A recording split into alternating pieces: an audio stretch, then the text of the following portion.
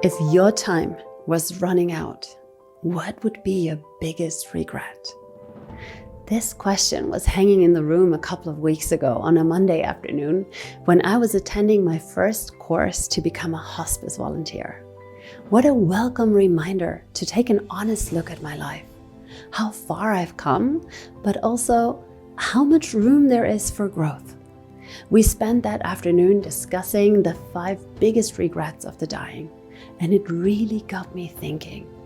It's so easy to get caught up in the day-to-day, but when you think about the end of your life, it brings everything into sharper focus. I want to share with you what I learned from that experience and how it's reshaping my own bucket list. Because the truth is, life is way too short for regrets. Welcome back to the Doula Johanna podcast. I want to start this episode by sharing a personal story with you. When I was 25, I found myself in the grip of sickness, like really bad sickness. It shook me to my core. I had lost a significant amount of weight over a couple of months. I was battling with night sweats and I was coughing badly. Also, at the same time, I felt an overwhelming sadness as I watched my favorite uncle slowly die from lung cancer during that time. One night, I woke up coughing up blood. My boyfriend at the time drove me to the emergency room and we spent hours waiting for answers in a limbo I'd never experienced before. At one point, the doctors told me that there were anomalies in my lungs and they couldn't rule out cancer at this point in time. Now, keep in mind, I was a smoker and my uncle was literally dying from this disease. So even though I was only 25, it didn't seem all that impossible to me. For hours, I was stuck in my hospital bed, only thinking, I am so not ready to die. The next day, they discovered it was tuberculosis, not cancer, and that I would survive. But that window of uncertainty was enough to make me take a long, hard look at my life. I realized that my strong feeling of me not being ready to die was not primarily because I was young, but because I wasn't living the life I wanted. At all. At that point, I was stuck in a deeply unhappy relationship, and I was working on a PhD thesis that felt more miserable by the day. I hadn't yet found the love I craved. I hadn't yet started the family I was dreaming of, and I certainly hadn't found a career that aligned with who I truly was.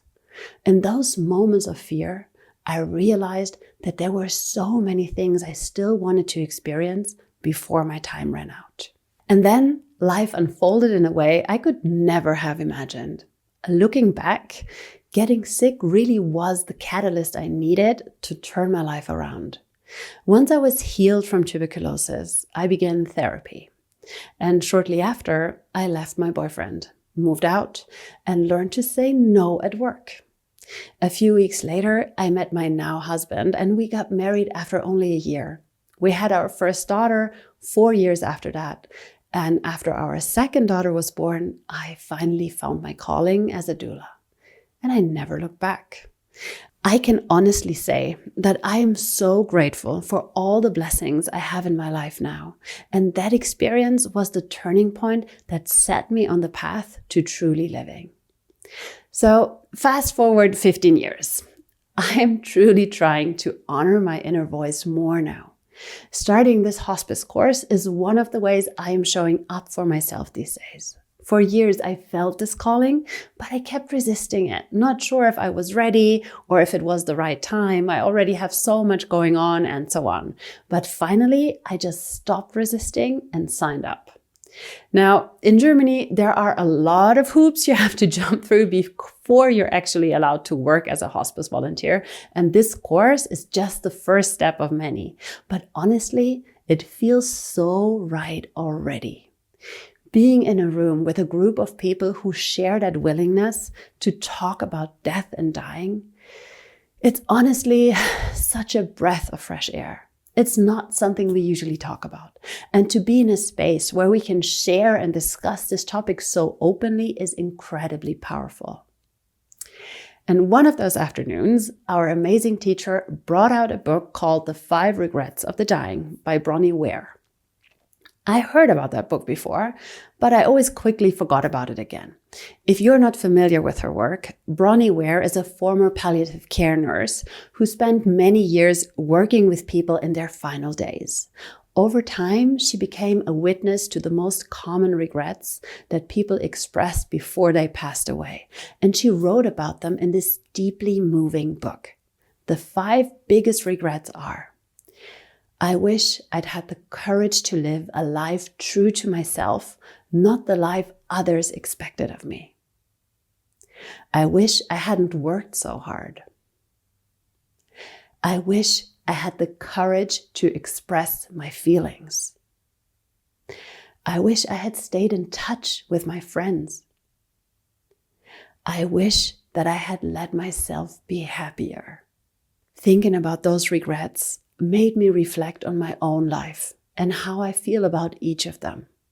The first one really resonated with me. I wish I had the courage to live a life true to myself, not the life others expected of me. For most of my life, I was a conformist. I was a classic people pleaser, both in my personal life and professionally. Figuring out what I truly wanted and standing by it hasn't come naturally to me at all.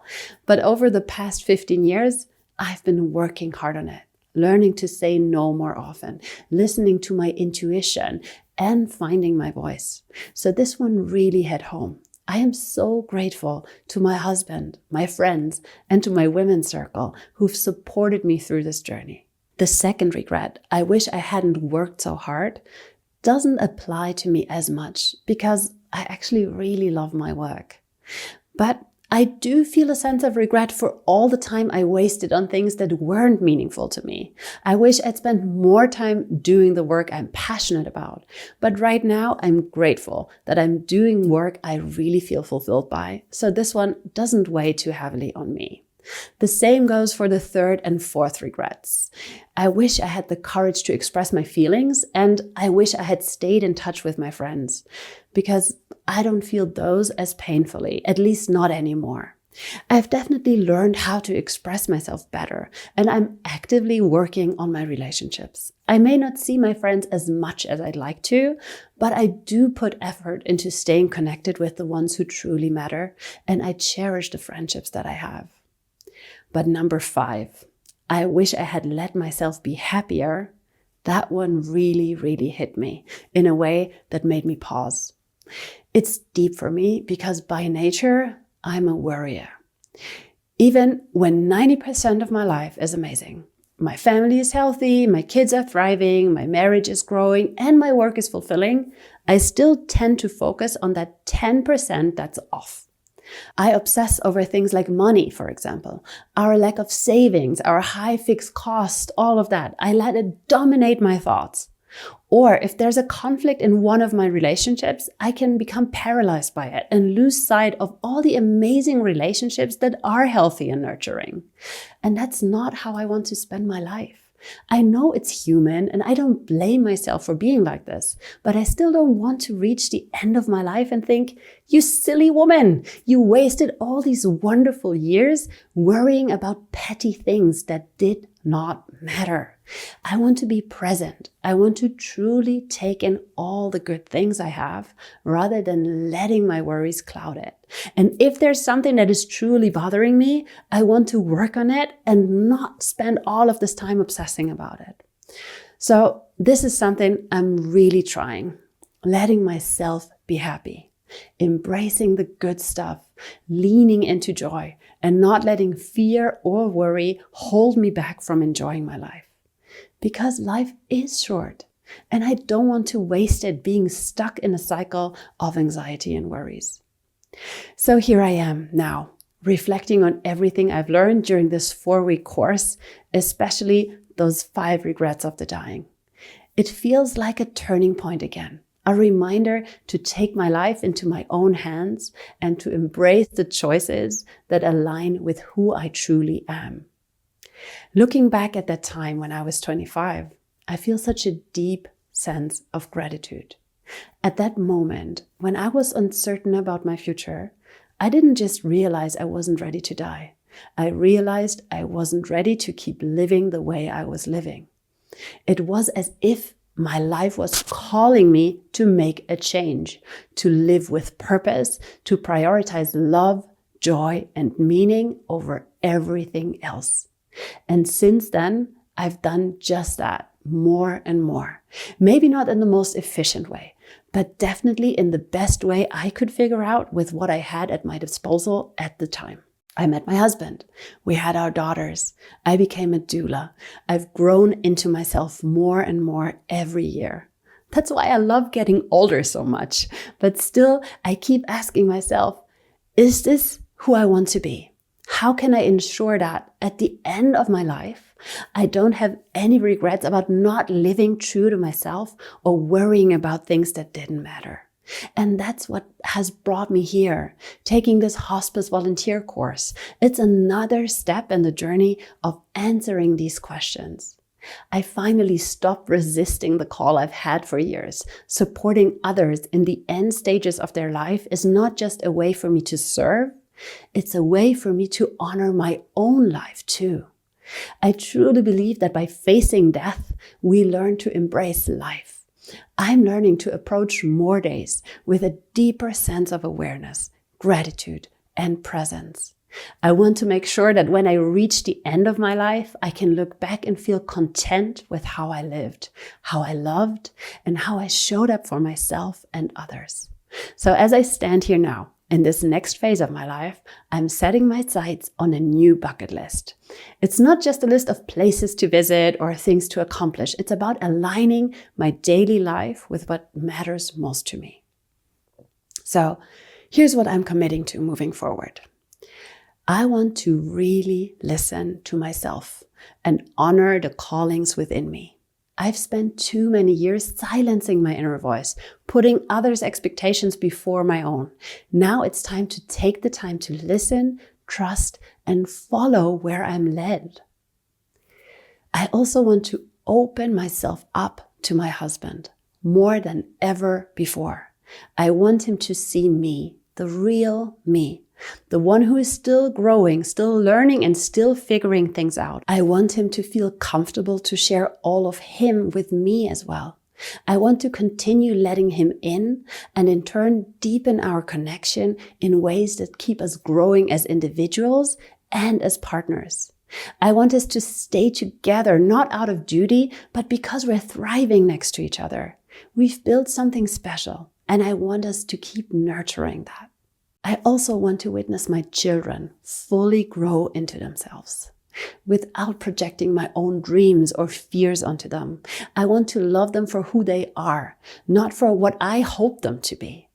I want to give them the wings to fly, to be their own people, even if it means letting go in ways that challenge me. And believe me, it does challenge me.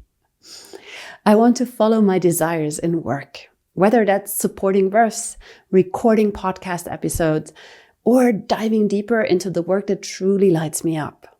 I want to focus on the projects and opportunities that feel authentic to me, not the ones I feel like I should pursue. I want to overcome my limiting beliefs around money. This is really huge on my bucket list as well. I've spent too much time worrying about finances, feeling guilty for wanting financial security and for wanting abundance. But the truth is, I want to be wealthy, not just for the sake of having money, but because I want to break this scarcity mindset for me and for my children. I want to use money to create something bigger than myself. I want to feel safe. I want to indulge in the things that feel good to me. I want to have the freedom to support the causes I care about. And I want to invest in my family's future and give back in ways that feel meaningful. And I want to be really honest with myself and with you about all of this. No more tiptoeing around the truth. No more sugarcoating. I want to speak the truth, even when it feels uncomfortable, even when it challenges the expectations others may have. Because the only way I can think of to live fully is to be absolutely, unapologetically honest about what I want, what I need, and who I am. And I'm sharing this with you because I want you to think about your life in that way too. What would your regrets be? If you were to reflect on your own life tomorrow, would there be anything you wish you had done differently? What are you not saying or not doing what your heart is begging of you to do? Don't wait until it's too late. For me, this is just the beginning. I'm constantly learning, evolving, and challenging myself to grow. And even though I'm grateful for everything I've experienced so far, I know that there is more ahead.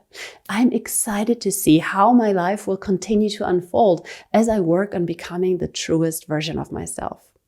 So here's my challenge to you. Think about the regrets you don't want to have when your time is running out. And then ask yourself, what can I do today to start living differently? Maybe it's saying no to something that drains you. Maybe it's reaching out to a friend you've lost touch with. Maybe it's forgiving yourself for something you've been holding on to for too long. Whatever it is, take one small step today. Life is too short for regrets. I am so curious to hear about your bucket list. I hope this episode has given you something to sit with and that you will take a moment to doula yourself through this experience. Let me know what came up for you in the comment section or send me a DM at Doula Johanna on Instagram. Thanks for listening. Take care and be your own life doula.